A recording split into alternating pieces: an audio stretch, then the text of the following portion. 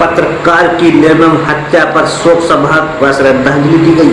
पत्रकार की निर्मम हत्या पर शोक सभा की गई, जिसमें पत्रकारों द्वारा पत्रकार शुभम मिश्रा के चित्र पर श्रद्धा सुमन पुष्प अर्पण किए गए। सभी पत्रकार साथियों ने मोमबत्ती जलाकर 2 मिनट का मौन धारण कर शोक व्यक्त किया व आरोपी पर कठोर कार्रवाई करने की मांग की। उन्नाव के साथी पत्रकार की जिस तरीके से निर्मम हत्या की गई है, उसके विरोध में हम लोग एक दिन एकत्रित होकर माननीय मुख्यमंत्री से संबोधित ज्ञापन जिलाधिकारी जी को देंगे और हम चाहते हैं कि हमारे सारे पत्रकार संगठित होकर अपनी कलम की ताकत का एहसास कराएं। जिस तरीके से हमारे पत्रकार साथियों का उत्पीड़न हो रहा है वो बंद किया जाए, पत्रकार साथियों को सुरक्षा दी जाए। जो निर्मम हत्या हुई है पत्रकार, मैं सरकार से गुजारिश करता हूं कि इस विषय में हम प्रदेश के सारे पत्रकार एकजुट होकर माननीय मुख्यमंत्री जी के सामने एक राय होकर अपनी बात रखेंगे और पत्रकार भाई के लिए सरकार से मांग करेंगे कि उनके घर के किसी भी एक व्यक्ति को सरकारी नौकरी दी जाए और उनके जितने भी घर में सदस्य हैं उनकी जिम्मेदारी सरकार ले।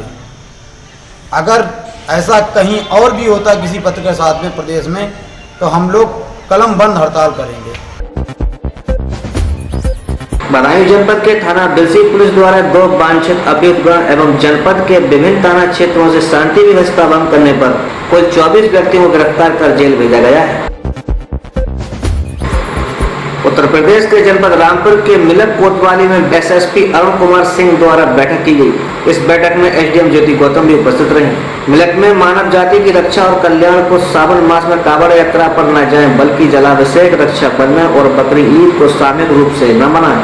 इन पर्वों को लेकर इस कमेटी की मीटिंग दी गई और लोगों को समझाया गया। आवश्यक कार्य करने के लिए अपने काम जब जो करना है उसको करिए, आइए, कहीं भी भीड़ इकट्ठी ना हो। श्री जी ने कहा कि जान है तो जहान है, लेकिन उनके दूसरे या तीसरे संबोधन तक बात आई कि मैं जान भी चाहिए, जहान भी चाहिए। और लॉकडाउन का 1, 2, 3, 4 फेज चलने के बाद लॉकडाउन 5th या अनलॉकडाउन 1st हो गया। तुम्हें धीरे धीरे खाते में 3 मौतें दिखाई जा रही। अब तक जो पॉजिटिव लोग आए 312, 77 लोग जिसमें से आज भी पॉजिटिव थे और 235 लोग नेगेटिव हो गए।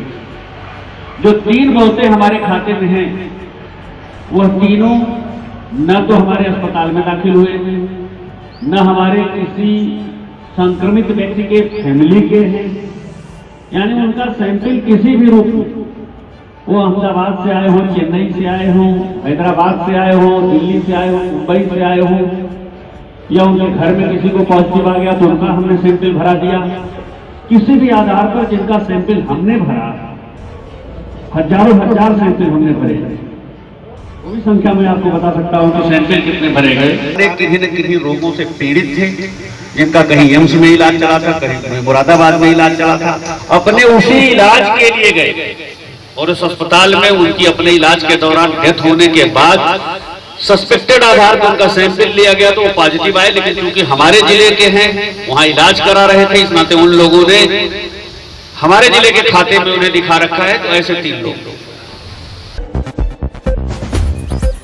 ग्रामीण को बरसात से बचने को छाता तो कोरोना से बचने को मास्क का हुआ वितरण। प्रयागराज जिले के करेली थाना क्षेत्र के अरसुइया और बिसोना गांव में समाजवादी पार्टी अल्पसंख्यक सभा के निवर्तमान महानगर अध्यक्ष शाहिद प्रधान द्वारा ग्रामीण महिलाओं व पुरुषों को बरसात के मौसम में बचाव हेतु छाते का वितरण किया गया।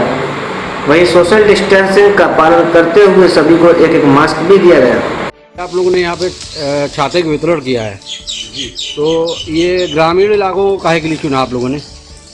ये कई दिनों से छाता का वितरण हो रहा है, शहर में भी बांटा गया है, मगर ग्रामीण को इसलिए चुना गया कि शहर में बहुत सारी संस्थाएं हैं, काम करती है और गांव में संस्थाएं कम आती है और गांव के लोगों को ज़्यादा ज़रूरत है। इस टाइम के वक्त है बुआई जुताई का और बिजनेस धंधा सब खत्म हो चुका है लोगों का, यही एक धंधा है। इस वजह से लोग भीगे ना, बीमार ना पड़े, इस वजह से छाता का वितरण किया गया है। तो ये मास्क का भी वितरण किया गया है, सिर्फ छाते का? मास्क का भी वितरण किया गया है, छाते का भी वितरण किया गया है और लोगों को बताया भी गया है कोरोना की महामारी अभी ख़त्म नहीं हुई है, अभी और ज़्यादा बढ़ेगी। अपने सभी गांव के लोगों को समझाया गया है कैसे हाथ धोना है, कैसे रहना है, कैसे बैठना है। उसी तरह छाता भी दिया गया है, उनको मास्क भी दिया गया है। आपका नाम? शाहिद अब्बास जी। ट्रक एवं मोटरसाइकिल ट्राली में जोरदार टक्कर, मोटरसाइकिल चालक की मौके पर ही मौत। प्रयागराज की तहसील 12 विकासखंड जसरा थाना अंतर्गत ग्राम सभा 12 के तिराहे से कुछ ही दूरी पर डंपर एवं मोटरसाइकिल ट्राली में जोरदार टक्कर हो गई। डंपर 12 सब लोड करने जा रहा था। ये लोहगड़ा की तरफ से मोटरसाइकिल ट्राली सवार जसरा की ओर जा रहा था। अचानक मोटरसाइकिल सवार डंपर के नीचे आ गया और उसकी मौके पर ही मौत हो गई। उत्तराखंड के हरिद्वार में लतारा पुल पर पुलिस प्रशासन द्वारा चेकिंग अभियान चलाया गया। घूम रहे लोगों को पुलिस ने रोककर चेक किया। बदायूं शहर में बढ़ रहे कोरोना मरीजों की संख्या से शहर को जगह जगह लॉक कर दिया गया। कई मोहल्ले जनपद बदायूं के इस समय सील कर दिए गए। उत्तर प्रदेश के बदायूं जनपद में इस लॉकडाउन के दौरान ग्रामीणों की प्रधानों द्वारा क्या मदद की गई है, आइए जानते हैं इस रिपोर्ट में। आपके जो 3 महीने का लॉकडाउन चला है, इसमें क्या मदद की गई है तुम्हारी तरफ से? इसमें ग्रामीणों को जो भी अपने स्तर से जो भी हुआ है अपने स्तर से किया है, लेकिन सरकारी तरफ से यहाँ पर कोई सुविधा नहीं मिल पाई है। मैं ये जानना चाहूँगा गाँव की सबसे बड़ी समस्या क्या है? गांव की सबसे बड़ी समस्या तो अभी यही है, मतलब थोड़ा विकास कार्य थोड़ी तेजी हो ना तो। कितना ग्रांट यानी कम आ रही है यहाँ पर? क्या सर? ग्रांट अभी कम आ रही है? अच्छा, न कितने आप यहाँ पर जो किस्त आती कम आती है आपकी? वो कम आती है और विकास कार्य थोड़ा तेजी पकड़े ना तो अब तक कई 5-6 महीने से काम रुका पड़ा हुआ है। अच्छा। और इसके बावजूद भी अगर आप चाहते हैं काम शीघ्र खुले? और मैं तो चाहता हूँ जल्दी जल्दी हो और जल्दी से जल्दी कार्य पूरा हो।